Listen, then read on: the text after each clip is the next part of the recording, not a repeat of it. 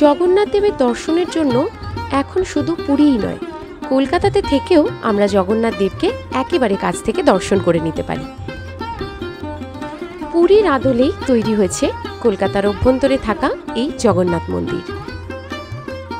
বিভিন্ন কারুকার্য আর শিল্পকলায় সমৃদ্ধ এই জগন্নাথ দেবের মন্দির আপনাদের এক বিকেলের গন্তব্য হয়ে উঠতে পারে। আমরা এই জগন্নাথ মন্দিরে কিভাবে এলাম, কি করলাম, কি দেখলাম, সবটা আজ আমি আপনাদের সাথে শেয়ার করব।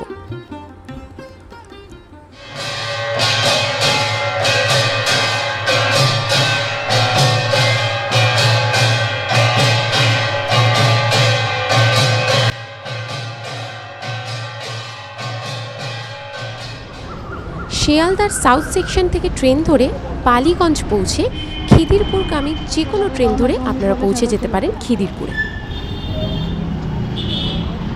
খিদিরপুর স্টেশন থেকে বেরিয়ে ডান দিকে বেশ খানিকটা এগিয়ে গেলে বাঁ হাতে পড়বে মিউনিসিপ্যালিটি। মিউনিসিপ্যালিটির উল্টো দিকের রাস্তাটা দিয়ে সোজা আপনারা হেঁটে চলে আসতে পারেন জগন্নাথ দেবের মন্দিরের কাছে। আমি এখন পৌঁছে গেছি জগন্নাথ দেবের মন্দিরের সামনে।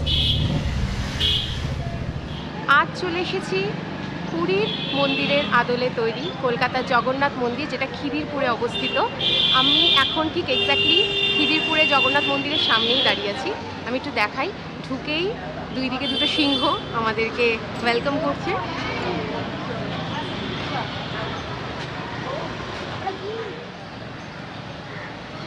এই হলো জুতো রাখার জায়গা। এখানে আগে জুতো রাখবো, তারপর মন্দিরে ঢুকবো।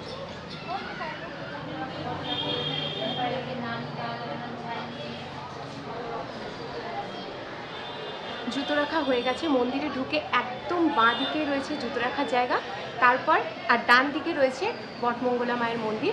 চলুন বটমঙ্গলা মায়ের মন্দিরের দিকে যাওয়া যাক, একদম সোজা।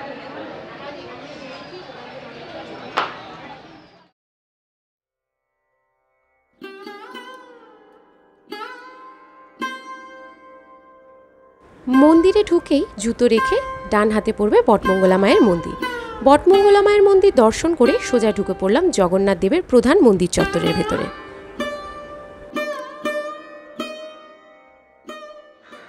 মন্দিরের গেট দিয়ে ঢুকি সোজা বাঁ দিকে দেখবেন হাত ধোয়ার জায়গা রয়েছে। এখানে কল রাখা আছে, হাত ধোয়ার কল, বাথরুম সব কিছু রয়েছে। ঠিক তার পাশেই রয়েছে পুজো সামগ্রী আর ভোগের জায়গা। এই হলো পুজো সামগ্রী আর ভোগের জায়গা। এইদিকে হলো পুজো সামগ্রী আর ভোগের জায়গা। ঠিক আমার ডান দিকটায়, অর্থাৎ গেট দিয়ে ঢুকে ডান দিকে, এইদিকে হচ্ছে যে এখানে যজ্ঞ হয়, যজ্ঞের জায়গা। বিভিন্ন রকম অনুষ্ঠান হলে, অন্নপ্রাশন হলে, পুজো টুজো হলে এই দিকটায় যজ্ঞ হয়। চলুন আগে ওই দিকটা যাওয়া যাক।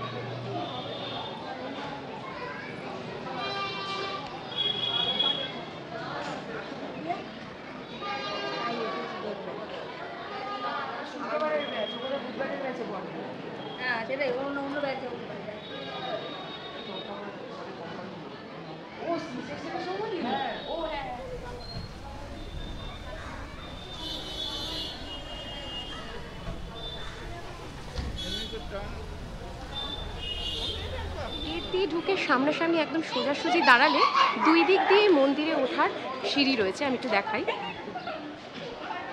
এই যে এই দিক দিয়েও ওঠার জায়গা আছে, আবার এই দিক দিয়েও ওঠার জায়গা আছে।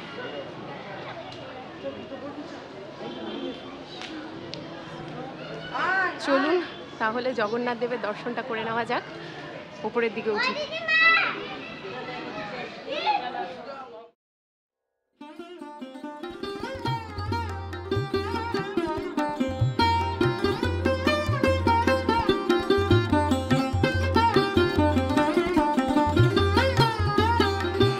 এই মন্দিরটা কবে তৈরি হয়েছে?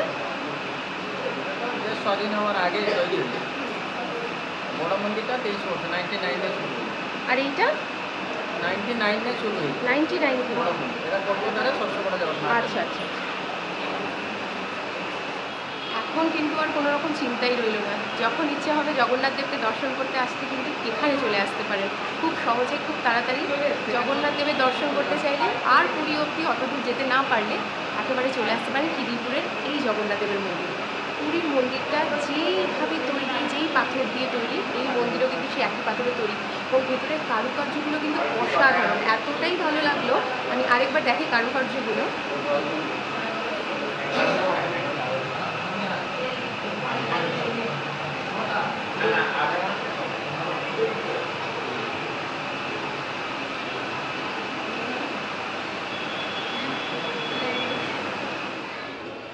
জগন্নাথ দেবের দর্শন করে কিন্তু সত্যি মনটা ভরে গেল।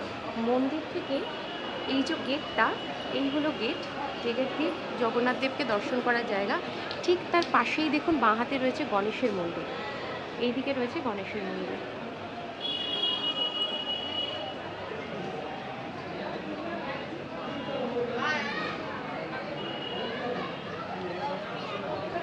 তার পাশে রয়েছে সরস্বতী মন্দির।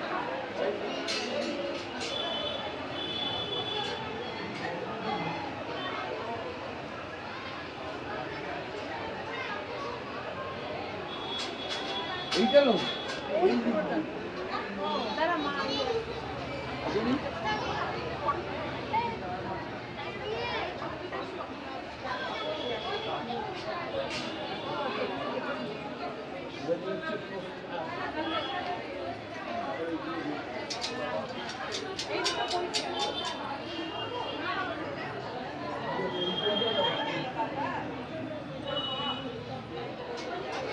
জগন্নাথ দেবের মন্দিরের পাশে অনেক দেবদেবীর মন্দির রয়েছে, গণেশ মন্দির আছে, সরস্বতীর মন্দির আছে, হনুমান মন্দির আছে, এখানে হচ্ছে বিমলা মায়ের মন্দির রয়েছে। সমস্ত রকমের দেবদেবীর মন্দির এখানে ছোট ছোট করে তৈরি করা আছে। এইদিকে মন্দিরটাও বেশ সুন্দর। ঠিক মন্দিরের দুই পারে কিন্তু বসার খুব সুন্দর জায়গা রয়েছে, আমি একটুখানি দেখাই। এখানে অনেকে বসেও রয়েছে, মন্দিরের বাঁ দিকেও রয়েছে আর মন্দিরের ডান দিকেও, কিন্তু দুই দিকেই কিন্তু বসার জায়গাটা রয়েছে, আমি দেখাচ্ছি।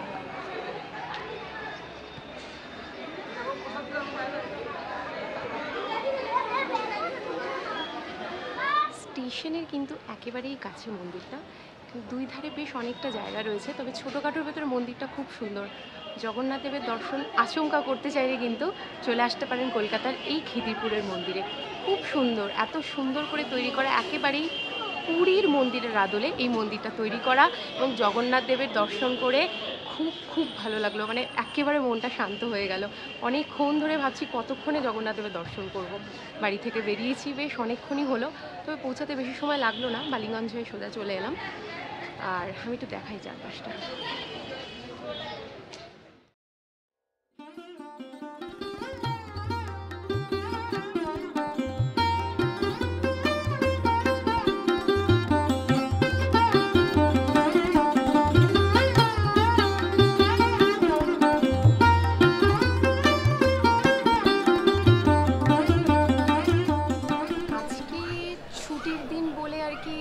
ভিড়ভাট্টাটা একটু বেশি এই মুহূর্তে, পুজো চলছে ভেতরে, তো বেশ ভিড় রয়েছে ভেতরটা, অনেকে পুজো দিচ্ছেন। আপনারাও চাইলে কিন্তু পুজো দিতে পারেন।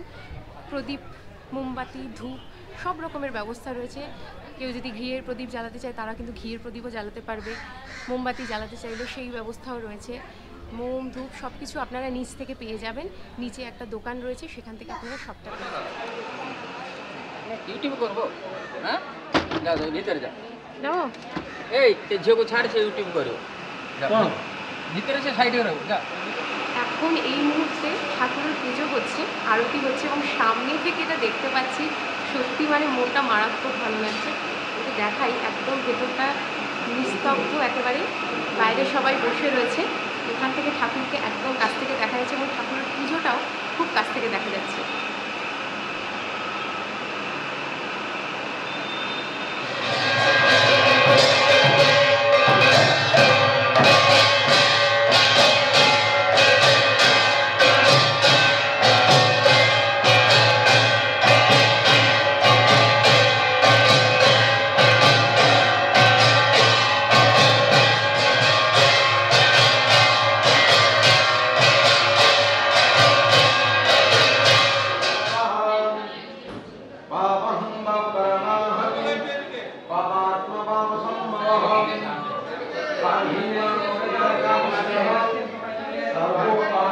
সবাই এদিকে আসো।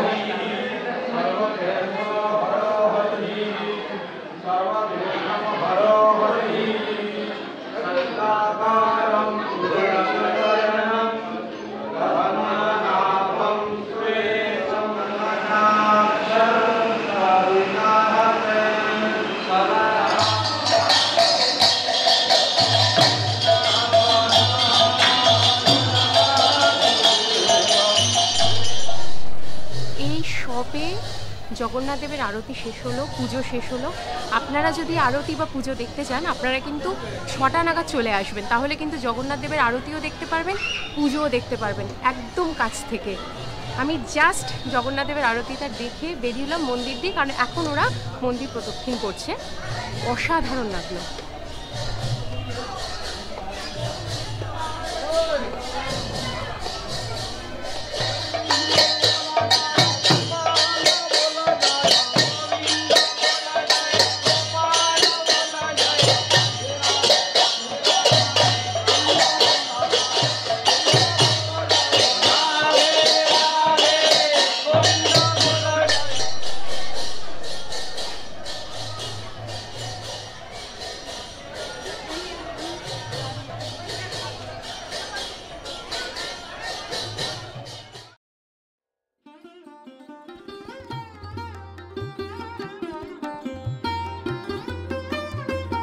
জগন্নাথ দেবের পুজো আর আরতি শেষ করে এবার যাবার পালা। নিচে নেমে এসে জগন্নাথ দেবের কাছে ঘিয়ের প্রদীপ আর ধূপ জ্বালালাম।